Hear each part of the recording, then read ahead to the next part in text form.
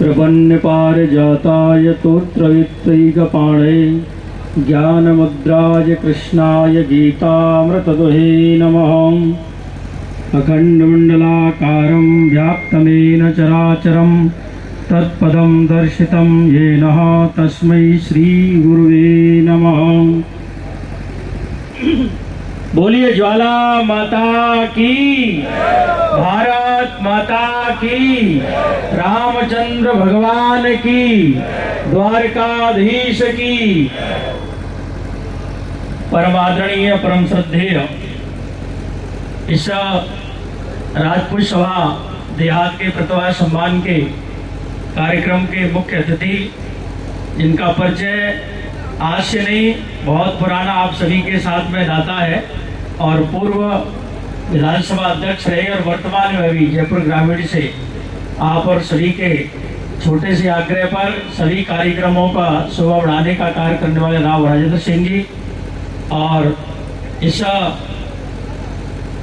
जो पूरी केंद्रीय समिति है उसके अध्यक्ष राम सिंह जी चंद्राई साहब और यहाँ लोकल जो यहाँ जिसकी धरा पर बैठे हैं, जिन्होंने यहाँ उसका व्रत निवेदन किया है, रावल संग्राम सिंह जी, और इस कार्यक्रम को सूत्रधार के रूप में मोती सिंह जी शामली और मंच पर विराजमान सभी अतिथिगण और सामने विराजमान सभी समाज के बंधुगण और माता भगिनी।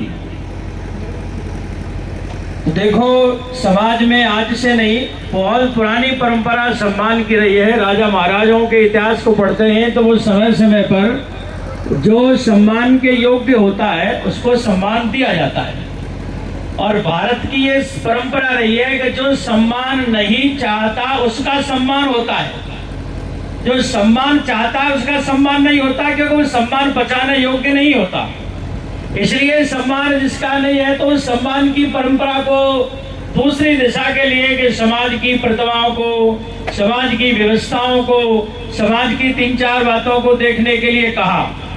तो देखो, पहले की व्यास की परंपरा देखोगे तो व्यास ने ग्रंथ लिखे हैं। तो व्यास ने उस समय ग्रंथ लिखे थे तो उस समय व्यक्ति को मन की शांति की आवश्यकता थी, क्योंकि समाज में लड़ाई झगड़ा द्वंद्व युद्ध ये सब बहुत कम देखने के लिए मिलते थे। उसके बाद में चाणक्य का अवतार हुआ, चाणक्य का आगमन हुआ। तो चाणक्य के जीवन काल को पढ़ोगे तो चाणक्य के उस कलम में आपको अध्यात्म नहीं मिलेगा, लेकिन राष्ट्र की समाज की नीति बहुत अच्छी मिलेगी। उसके बाद और नीचे आओगे तो एक महापुरुष और हुए जिनका नाम था छत्रपति शिवाजी। ये 3 को मैंने जो पढ़ा है उनके जीवन से, तो समाज में अगर आपको काम करना है, समाज को आगे लेकर के जाना है, तो आपको नीतियों का अध्ययन करना पड़ेगा।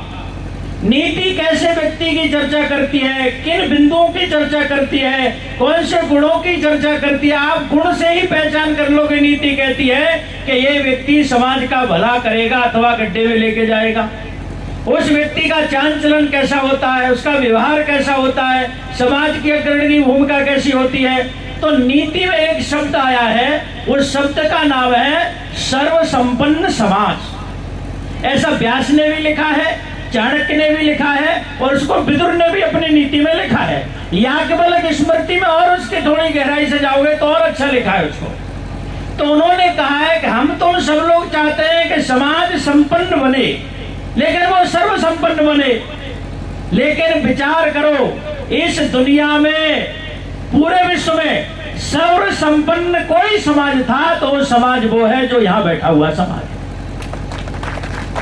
चाहे आप बौद्ध के काल को देखो, महावीर स्वामी के काल को देखो, राम के काल को देखो, चाहे आप किसी भी युग के अंतराल में जाओगे तो उस काल में अगर अंदर तक जाओगे तो वहां क्या मिलेगा आपको? वह सबसे प्रथम जो राज सत्ता है वो 2-3 काम करती है। वो काम करती है कि सर्वप्रथम मेरे राष्ट्र की, मेरे राज्य की सीमाएं सुरक्षित हो, मेरे राज्य में दंगा फसाद न हो, मेरे राज्य